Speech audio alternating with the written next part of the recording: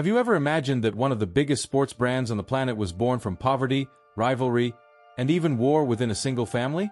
This is the story of PUMA, an empire that emerged improbably and carried with it explosive secrets capable of dividing entire cities and transforming the global sports market.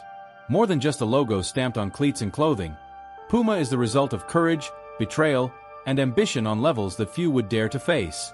In this video, you'll discover how a young German man named Rudolf Dassler, amidst the ruins of World War II, had the audacity to transform a small workshop into a brand that won over legendary athletes and rivaled its biggest competitor, Adidas, founded by his own brother. A family feud that became one of the most intense and fascinating business battles in history. Here, we'll delve into every detail of this journey. The humble beginnings, the behind-the-scenes rivalry between brothers, the bold marketing strategies, and the moment when PUMA finally achieved global glory. And, in the end, you'll understand why this legacy isn't just about sports, but about how even from poverty an empire can be born.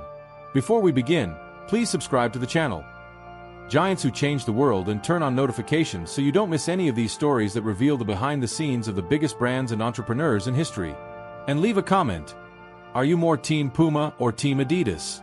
Your opinion can spark incredible debates here in the community. Now, get ready, because the story of PUMA will show that glory can be born from the most unlikely places, and that sometimes, rivalry can be the flame that ignites an empire. To understand the magnitude of PUMA, we need to go back to the beginning of the 20th century, to a Germany marked by defeats, crisis, and poverty. The First World War had left the country in tatters.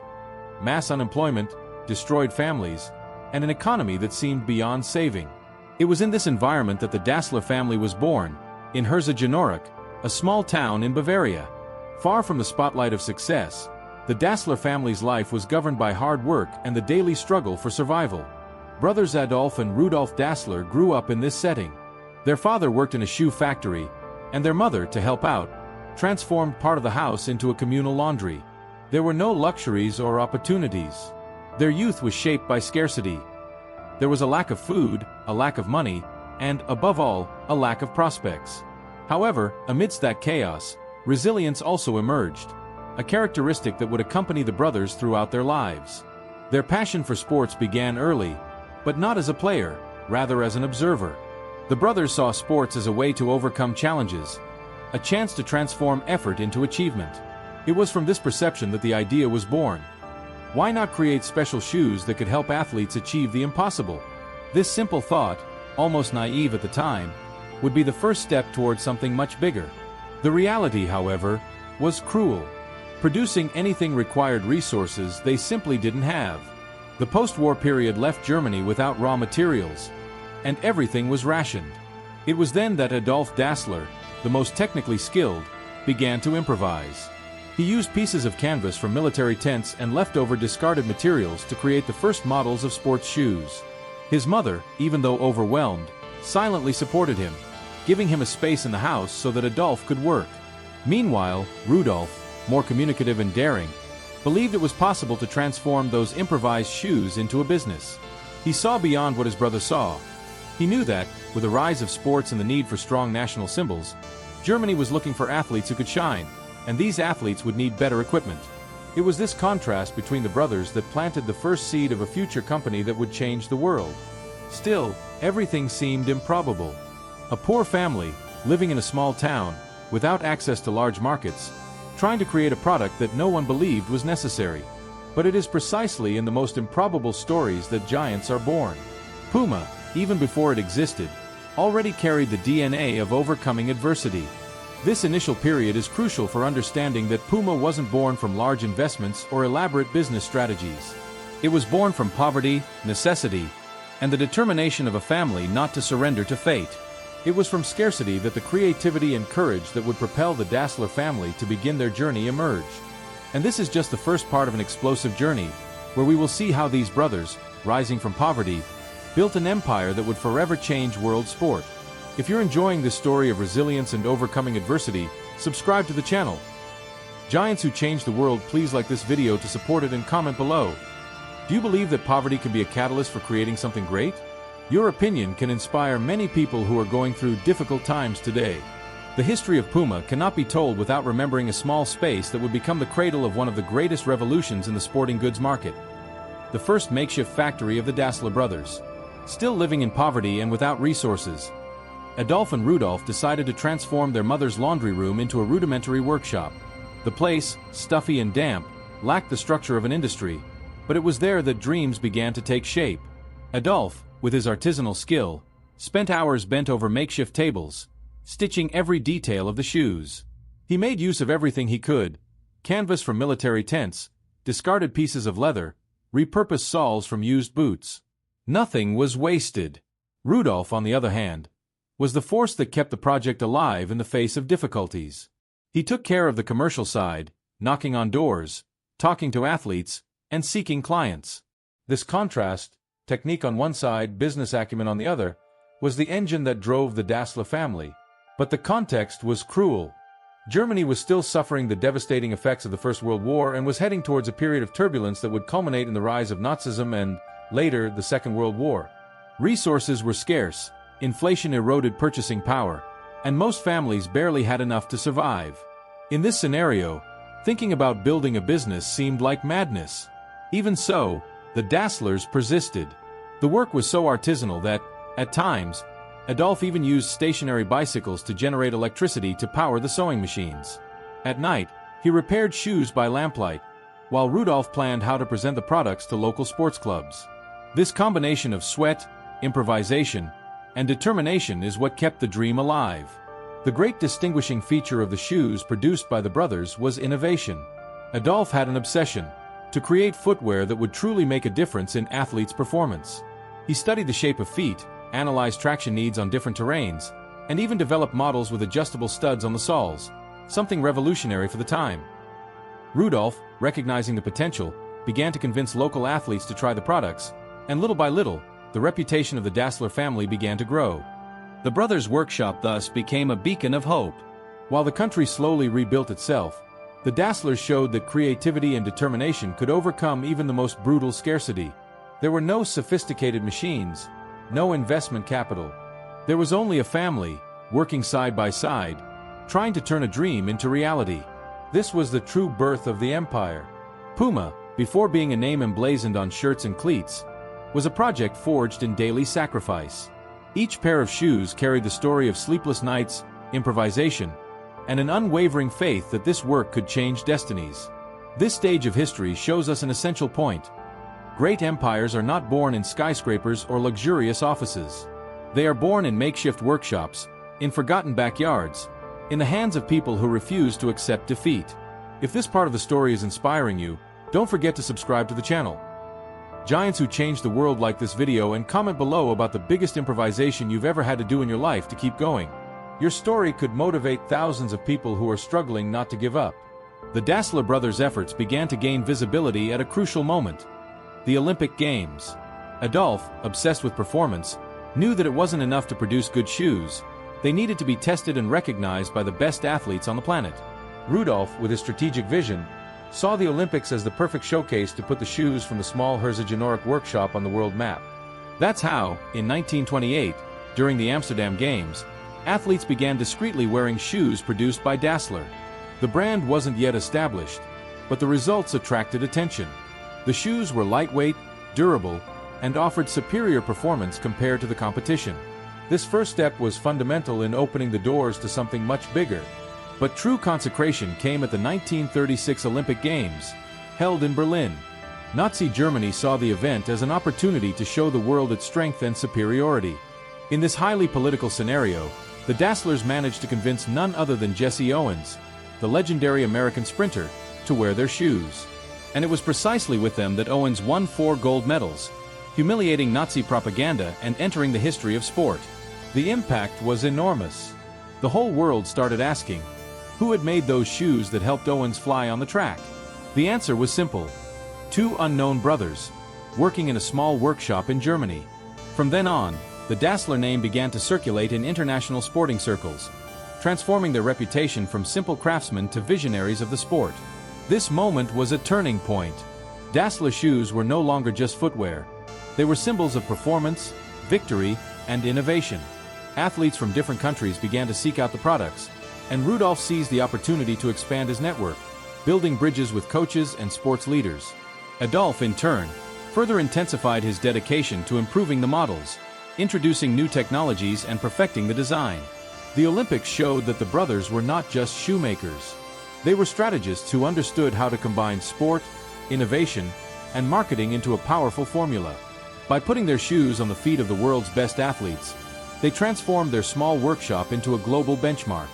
But this glory also sowed the seeds of future conflict. Success brought the Dasslers recognition, but also ignited internal rivalries. Rudolf believed that their international prominence was due to their ability to sell and negotiate, while Adolf insisted that the merit lay in their technical obsession. This tension, still discreet, began to create fissures that would later divide the family. In any case, the Olympic Games represented a leap from obscurity to the limelight of the world. The makeshift workshop had given rise to a brand recognized on the global sports scene. And, with that, the Dasslers proved that even in times of crisis, it was possible to transform innovation into power. If this Olympic comeback impressed you, be sure to subscribe to the channel now. Giants who changed the world, leave a like to support our work and comment. Do you believe that innovation or marketing weighs more when it comes to conquering the world? Your opinion can start a great debate here in the comments. Olympic success brought worldwide recognition to the Dassler brothers, but it also exposed a tension that had been growing for years. Adolf, the perfectionist obsessed with the quality of the shoes, believed that all the merit of the achievement was the result of his dedication to design and innovation. Rudolf, on the other hand, extroverted and skilled in negotiation, saw himself as the driving force behind the product's sales success. This divergence of visions, which had previously seemed complementary, began to transform into a silent dispute for prominence. The historical context only worsened the situation. World War II broke out in 1939 and completely transformed the landscape of Germany. Like almost all factories in the country, the Dassler factory was requisitioned for the production of military equipment. The workshop that previously manufactured sports shoes now produced boots and materials for the army. This dark period brought even more pressure to the relationship between the brothers. During the war, Rudolf was drafted into the army, while Adolf remained to manage the factory. This imbalance heightened the feeling of injustice between them. Rudolf believed his brother had manipulated the situation to gain control of the business while he was sent to the front. Tensions escalated further with rumors and accusations that Adolf had benefited politically during the Nazi regime to protect the factory, something Rudolf never forgave. The most famous episode of the rift occurred during an air raid. While Adolf and his family ran for shelter, Rudolf and his family arrived shortly after. Upon seeing his brother enter, Adolf reportedly said, "Here come the bastards again." Although the comment was directed at the Allied planes, Rudolf believed the phrase was a personal provocation. This misunderstanding became an open wound that would never heal. With the end of the war, Germany was devastated, but the Dasslers still had their factory and the chance to rebuild their empire. However, coexistence had become unbearable. Arguments were constant, mistrust grew, and rivalry reached unsustainable levels. Finally, in 1948, the separation was finalized. Rudolf left the company and founded his own brand, which would later become Adidas. Adolf, in turn, continued with his factory and renamed it PUMA. The city of Herzogenaurach was also divided by the split. On one side of the river that cut through the city were the workers loyal to Adidas. On the other, those who preferred PUMA. The atmosphere was one of local Cold War. Bars, restaurants, and even weddings were chosen based on loyalty to the two rival companies.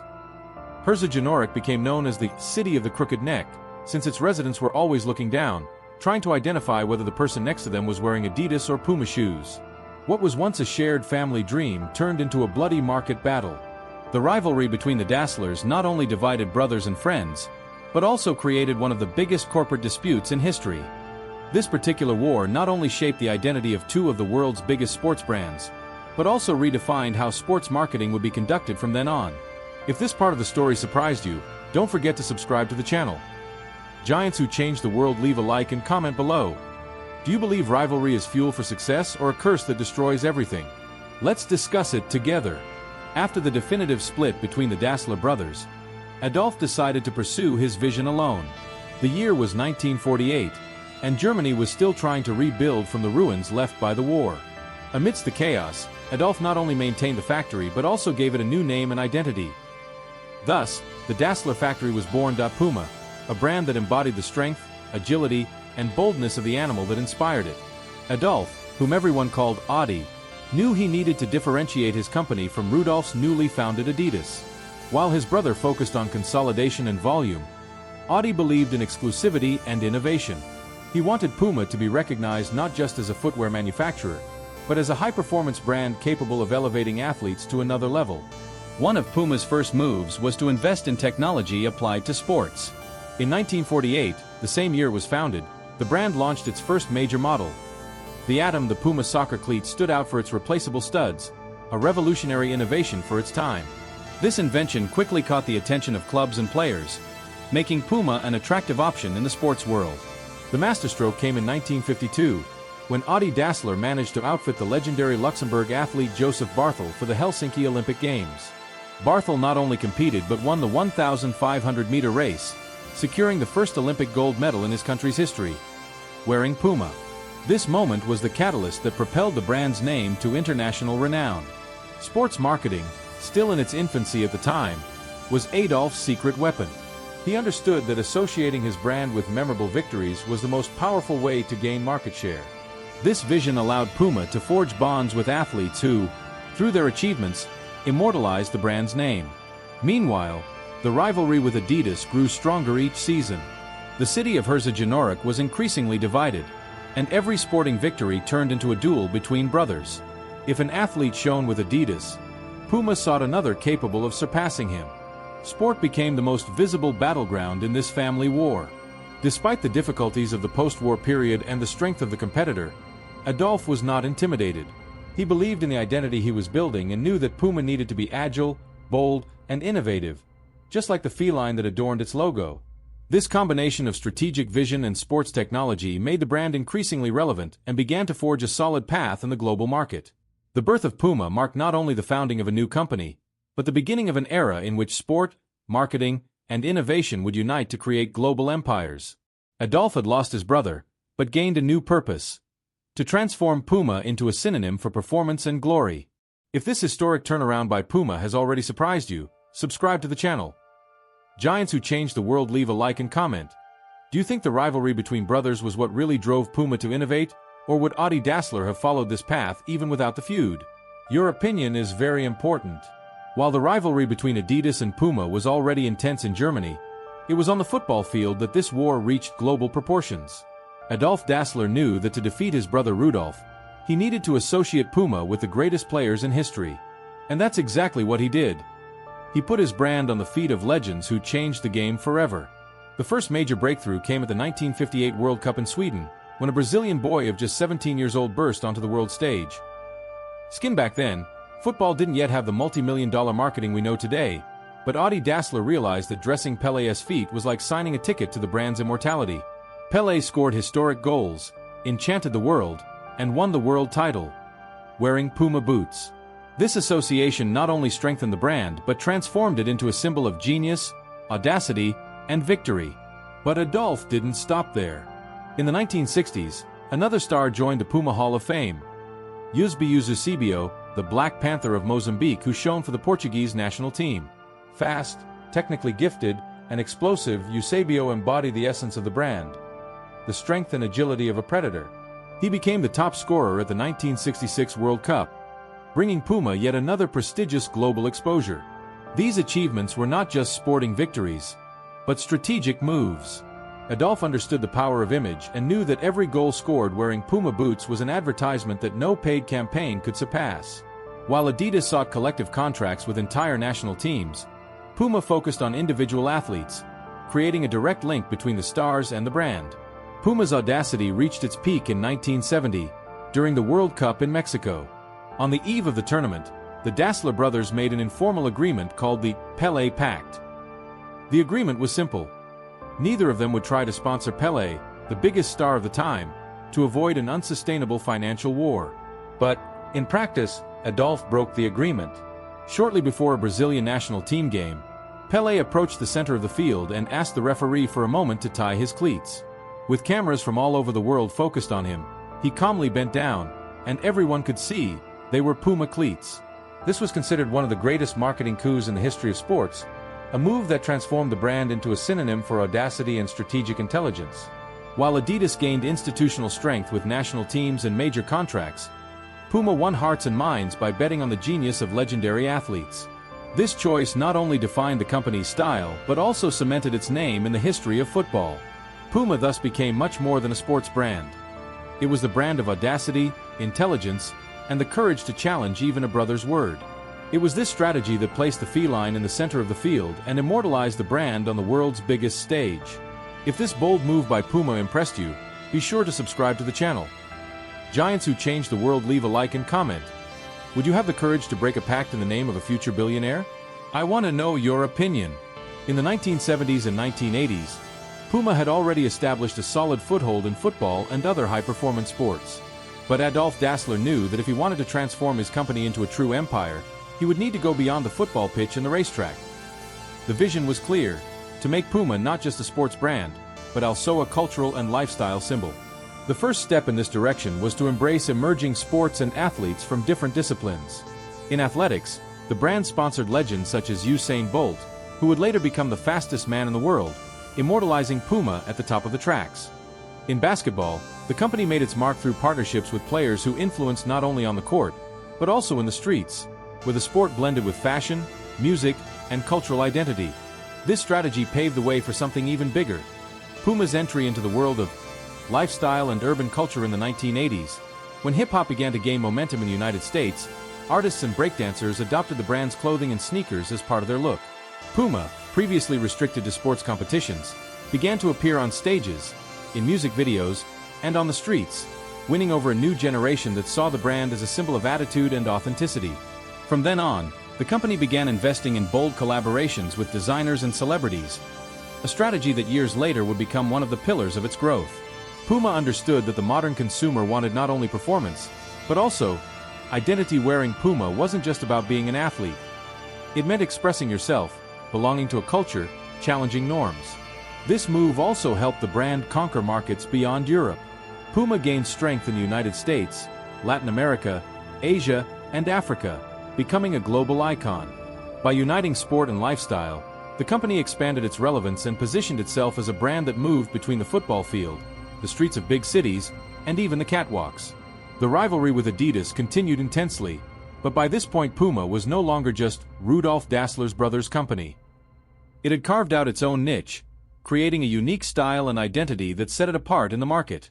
Puma's global expansion has shown that a brand's strength depends not only on the quality of its products, but also on its ability to create an emotional connection with different audiences. By embracing sports, music, fashion, and urban culture, Puma has become much more than a footwear manufacturer. It has become a cultural phenomenon. And you? Do you believe that this mix of sport and style was the real secret that made Puma cross borders and become global? Leave your comment, like this video, and don't forget to subscribe to the channel. Giants who changed the world to continue following these incredible stories. With the arrival of the 1990s and early 2000s, Puma faced one of its most turbulent periods. The world of sportswear was changing rapidly, and competition was becoming increasingly fierce. Nike was emerging as an unstoppable global powerhouse. Adidas was reinventing itself with new products and major sponsorships, while Puma seemed to be losing ground. Sales stagnated, the brand was associated with an outdated style, and many experts even said that the feline was about to lose its claws. But, just like its origins rooted in resilience and rivalry, Puma was not willing to disappear. The path to survival was bold and strategic. Complete reinvention first, the company decided to fully embrace fashion and lifestyle as an essential part of its identity. It wasn't enough to be remembered only for the soccer field or the athletic track.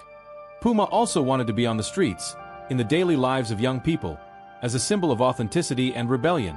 The brand has begun partnerships with renowned designers, such as Alexander McQueen, and later with personalities from the world of music and fashion, such as Rihanna, who became creative director of an exclusive line. These moves repositioned Puma as a modern brand, connected to trends and capable of engaging with audiences far beyond athletes. In sports, Puma also roared again. The biggest example of this was the sponsorship of the sprinter, Usain Bolt, the fastest man on earth. Each record broken, each gold medal won in Puma boots, reinforced the brand's power and placed it once again in the global spotlight. It was living proof that, even amidst giants, Puma could run faster and shine brightly. Furthermore, the company invested heavily in innovation, launching new product lines that combine technology, comfort, and bold design. The balance between athletic performance and urban lifestyle solidified PUMA as a hybrid brand, capable of serving both elite athletes and consumers seeking identity and expression. The result of this strategy was an impressive recovery. In the 21st century, PUMA once again became synonymous with relevance and desirability. The brand that many had considered dead re-emerged as a true global icon, with a presence on every continent, winning fans in sports, music, fashion, and on the streets. This story of reinvention shows that no empire lasts forever, but also that no fall is permanent for those who have the courage to change. PUMA survived because it knew how to adapt, take risks, and, above all, keep alive the essence of audacity that marked its foundation. And now I want to know your opinion. Do you think PUMA's reinvention was more important in sports or in fashion? Comment below and subscribe to the channel. Giants who changed the world, and leave a like to further strengthen our work. The history of PUMA is living proof that the world's greatest brands are not born in cradles of gold, but in the fire of adversity. From a beginning marked by poverty, family rivalries, and the constant shadow of Adidas, PUMA built its own empire with courage, audacity, and reinvention. What began as a small workshop in war-torn Germany has transformed into one of the most powerful and influential names in the sports and fashion industries. Throughout this journey, PUMA has taught us that it's not the initial size that defines the fate of an idea, but the persistence in believing in it, even when everyone else disbelieves. Each crisis became an opportunity, each defeat a lesson, and each act of daring a decisive step towards glory. When many had already declared its downfall, the feline roared again, proving that those who dare to reinvent themselves can not only survive, but dominate. Today, PUMA is not just a brand of footwear or sportswear. It is a cultural symbol. It's present on the feet of the fastest athletes on the planet, in the streets of major cities, on music stages, and even on fashion runways. It has transcended sports to become an identity, an attitude, and an inspiration. And that's the essence we want to leave you with. If even a brand born from poverty and family conflict managed to conquer the world, what's stopping you from transforming your own story? PUMA shows us that true victory is not about the competitors, but about overcoming the limits that try to hold us back. If this story inspired you, subscribe to the channel now. Giants who changed the world, leave a like and comment below what surprised you most about this journey. Because here, each video is a journey through stories of resilience, genius, and courage that changed the course of humanity.